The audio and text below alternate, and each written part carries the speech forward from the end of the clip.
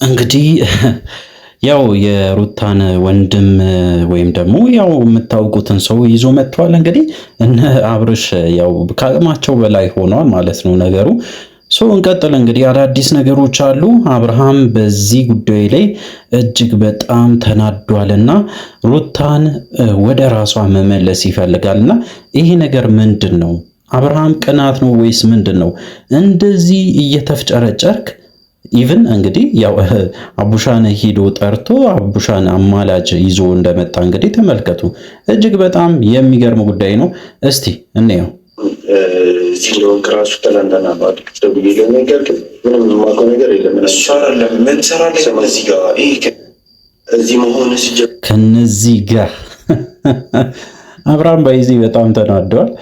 አብርሃም መናደዱ እኔ ምንም አልገረመኝም። ምክንያቱም ደግሞ ያው ብዙ ነገሮችን ሲያደርግ ስለነበረ እስከ ዛሬ ድረስ በጣም ብዙ ነገሮችን ስላደረገ ነውና ያው እንግዲህ አቡሻም ብሎ ሮቤል ያስገባቸዋል ማለት ነው። አይም ሹር እንግዲህ ገብቷል። ምንድነው የተፈጠረ? እስቲ እንቀጥል። ሰዎች ነን። እኔ ከዚህ ተነስቼ አልቀመጥም በቃ እንግዲህ ትክክል ነው ባይዜ ሮቤል የተናገረው ነገር። በቃ ከዚህ በፊት በጣም ብዙ ነገሮችን አድርጓል። ምንም የሚስተካከል ነገር ስላላየ በዛ ላይ አብርሃም በየቀኑ የሚያረጋቸው ነገሮች እጅግ በጣም አሰልቺ ስለነበረ ከነሱ ጋር ቢወያይ ምንም ጥቅም የለውም። በቃ እስቲ እነሱን ለማስታረቅ ይሞክራል አቡሻና ያ ነገር ጥሩ ነው። ግን ትንሽ ዘገየ እና የመጣበት ታይም ደግሞ አብርሃም በተለይ ለእርቅ የመጣበት ታይም ደግሞ እጅግ በጣም የሚያስቅ ታይም ነው። ምክንያቱም ያ ልጅ ባይመጣ ኑሮ የሩታ አፍቃሪ የተባለው ሰውዬ ባይመጣ ኑሮ ላትመጣ ነበር ወይ? አብርሃም ለምንድን ነው በዚህ ሰዓት እንደዚህ የምትሆነው? ወይም ደግሞ የእሷን ደስታ የእውነት አትፈልግም ወይ? እንደዛ እስከ ማለት ደረጃ ድረስ ደርሷል። ኦዲየንሱም ኦኬ እንቀጥል። እሱን ተወና ከእሷ ጋር አውራ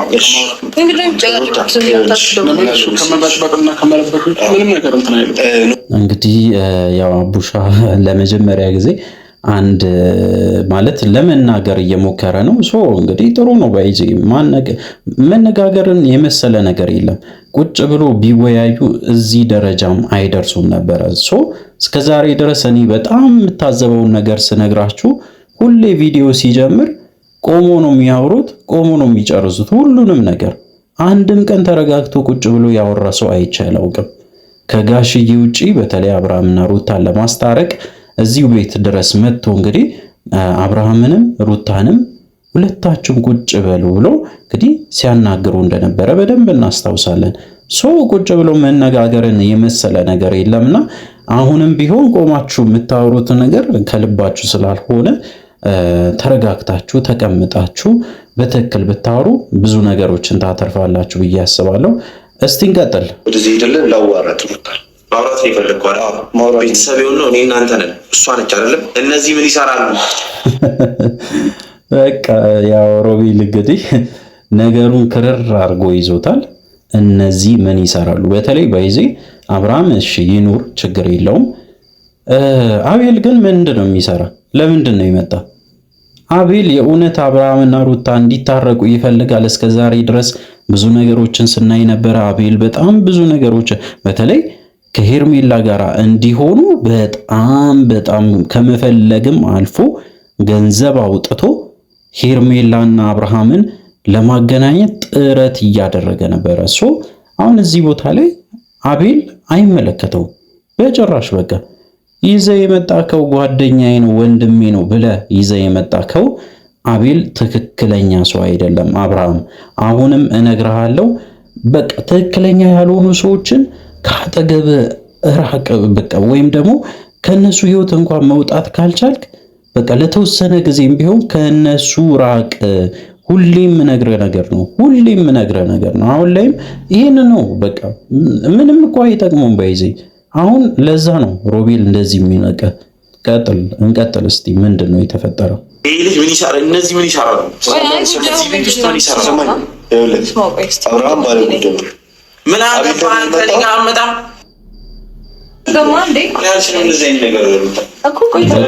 ያው እንግዲህ ሮቤል ከጨዋታው ልውጣ እናንተ ቀጥሉ ብሏል።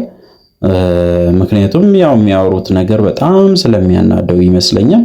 እስቲ ምንድነው የተፈጠረ? እንቀጥለው። ገላይ እንዳልሆነ ልነግርሽ እፈልጋለሁ። ሲቀጥል ይሄንን ልጅ ከዚህ ቤት ካላስወጣሽው አንቺም ሰላም አትሆኝም፣ እኔም ሰላም አንሆንም፣ ሁላችንም ሰላም አንሆንም። እንግዲህ መች ሰላም ሆናችሁ ታውቃላችሁ? አብርሃም የእውነት መቼ ነው ሰላም የሆናችሁት? አብርሃም ሮቤል ባልነበረ ታይም ራሱ በተለይ ቡታጅራ ላይ መች ሰላም ሆንክ አንተ?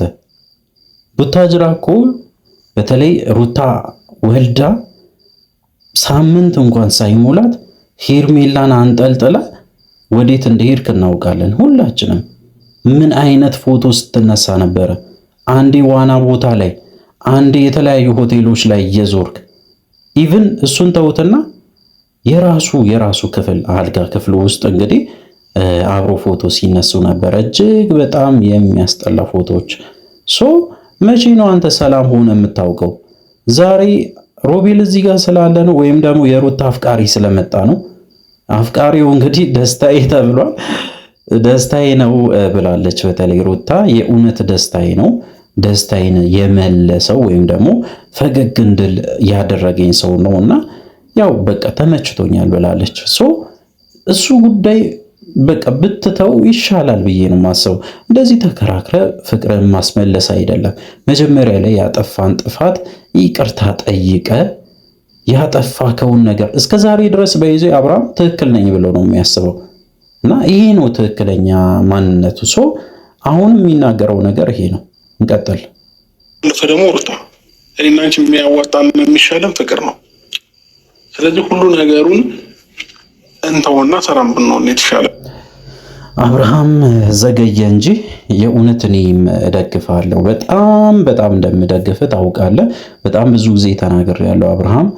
ምክንያቱም ትዳራችሁ በአንድ ላይ እንዲሆን ወይም ደግሞ ትዳራችሁ እንዳይበተን እንፈልጋለን። እኛ አብራችሁ ልጃችሁን ብታሳድጉ እጅግ በጣም ደስ ይለናል።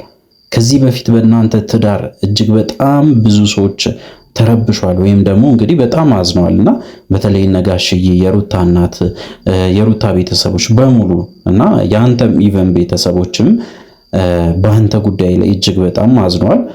እነሱ ራሱ ደስተኛ ቢሆኑ ደስ ይለናል። ሁሉም ሰው በዚህ ደስተኛ ነው። አብርሃምና ሩታ ታረቁ ብሎ አንድ ቪዲዮ ቢሰራ እጅግ በጣም ደስተኛ ሆኖ ነው የሚመለከተው። አሁን ላይ የዘለቸው ነገር አንተ የምታመጣቸው ነገሮች እጅግ በጣም ከባድ። ሩታ አንድ ነገር ካመጣች አንተ እሳት ጎርሰ እሳት ለብሰ አብደ ፊት ቀልቶ እንግዲህ እንደ ሰይጣን ሁላ ነው የሚሆነው አብርሃምና አንዳንዴ ያስቀኛል። ሩታ ያረግሽው ነገር በአሁኑ የእውነቴ ነው የምልሽ ትክክለኛ ውሳኔ ነው የወሰንሽው። ይህንን ነገር ነው መናገር የምፈልገው። እስከዛሬ ድረስ እንዳውም ዘግይተሻል። ይህን ያህል የሚያናደው ከሆነ አብርሃምን የት አባቱ ይቃጠልና በደንብ አድርገሽ ግፊበት ብዬ ነው የምነግርሽና ይሄ መታረቁ ምናምን በቅናት መንፈስ መምጣቱ ብዙም ደስ አላለኝም። አብርሃም በቅናት መንፈስ ነው የመጣና እስቲ ተረጋጋ። ትላንትና በጣም ስትጮህ የነበረው ሰውዬ አሁን ላይ ደግሞ እንደዚህ በጎነ የምትመጣበት ምክንያት ሊገባኝ አልቻለም። እስቲ እንቀጥል። አዳምጪ። ሁሉም ነገር እንተው። እኔም ጋር ያለውን ነገር እንተው፣ አንቺም ጋር ያለውን ነገር እንተውና አንድ ላይ እንሆን።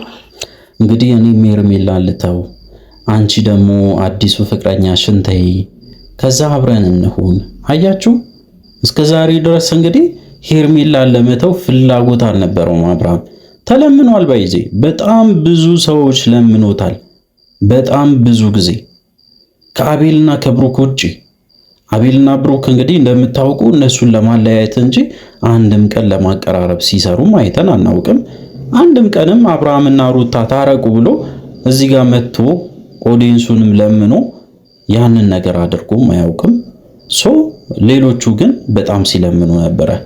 ስማቸውን ባልጠራም እጅግ በጣም ብዙ ሰዎች እንግዲህ አብርሃምን እንዴት እንደለመኑት አብርሃምን ሄርሜላን ተው ወይም ደግሞ በቃ በጭራሽ ወደዛ ህይወት ውስጥ እንዳትገባ ከሷ ጋር ያለን ግንኙነት አቁም፣ በጭራሽ ለህይወት ጥቅም የላትም እቺ ሴት ያንተን ህይወት ታበላሻለች፣ አሁን የምታደርገው ነገር ትክክል አይደለም ተብሎ በጣም ብዙ ጊዜ ተለምኗል ይሄ ልጅ።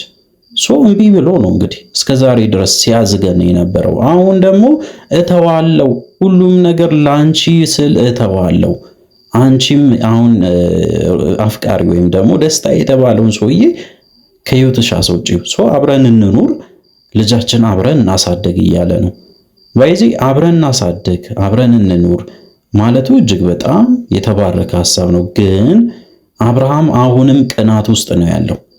በቃ በጣም ኃይለኛ ቅናት ውስጥ ነው ያ ሰውዬ። ዛሬ ትላንትና ባይመጣ ኑሮ ዛሬ አብርሃም የሩታ ቤትን አይረግጥም ነበር ጭራሽ። በቃ ከሄርሜላ ጋራ አንዴ ፕራንክ አንዴ ምን እያሉ ይቀጥሉበት ነበረ።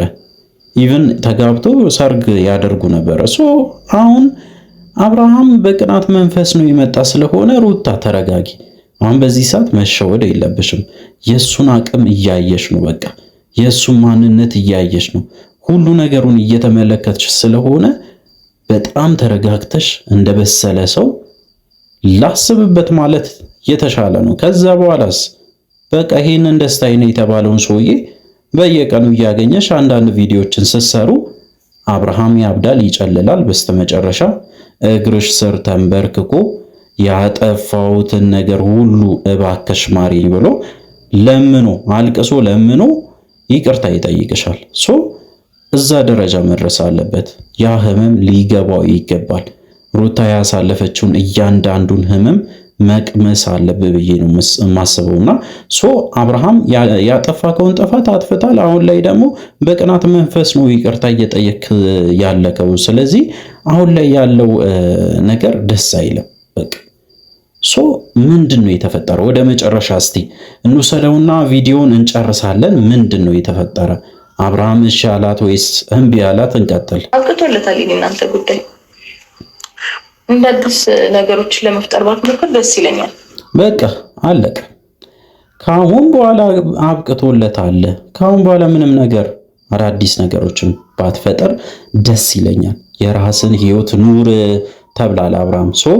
እንግዲህ አሁን የምትቀጥለው በተለይ አብርሃም እሷን የምታፈቅረው ከሆነ በጣም የምታከብራት ከሆነ ለእሷ የሚገባትን ክብር መስጠት አለብህ ብዬ ነው የማስበው።